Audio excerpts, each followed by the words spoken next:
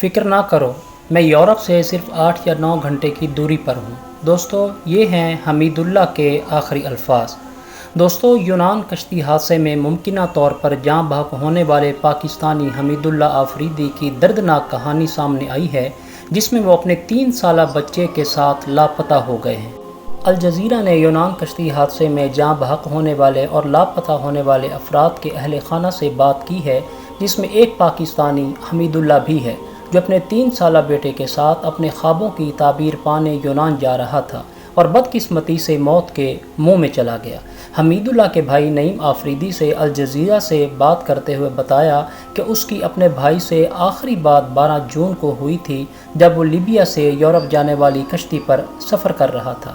نعیم نے بتایا کہ حمید اللہ نے مجھ سے کہا کہ فکر نہ کرو، میں یورپ سے صرف 8 یا 9 گھنٹے کی دوری پر ہوں، جب میں وہاں پہنچ جاؤں گا تو دوبارہ رابطہ کروں گا۔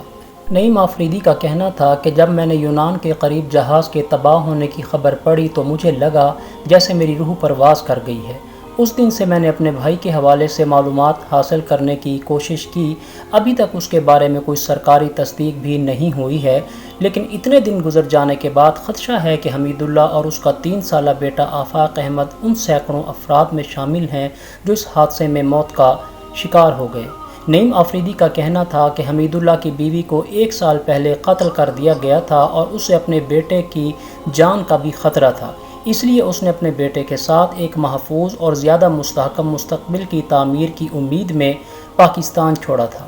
نعیم کا مزید کہنا تھا کہ پاکستان چھوڑنے کی بہت سی وجوہات ہیں اور ان میں سب سے بڑی وجہ قانون کی حکمرانی کا نہ ہونا بھی ہے۔ اس کا کہنا تھا کہ ابھی تک کی خبروں کے مطابق کشتی حادثے میں 385 پاکستانی جاں بحق ہوئے ہیں۔ دوستو، یہ صرف 385 لوگوں کی موت ہی نہیں، بلکہ یہ 385 خاندان ہیں جو مکمل طور پر تباہ اور نا امید ہو چکے ہیں۔ دوستو، دعا کریں کہ جاں بحق ہونے والے افراد کی اللہ تعالیٰ مغفرت فرمائے اور ان کے ورثاء کو صبر جمیل عطا فرمائے۔ دوستو، ویڈیو اگر آپ کو پسند آئی ہو تو چینل کو سبسکرائب، ویڈیو کو لائک اور شیئر کرنا ہرگز مت بھولیے گا۔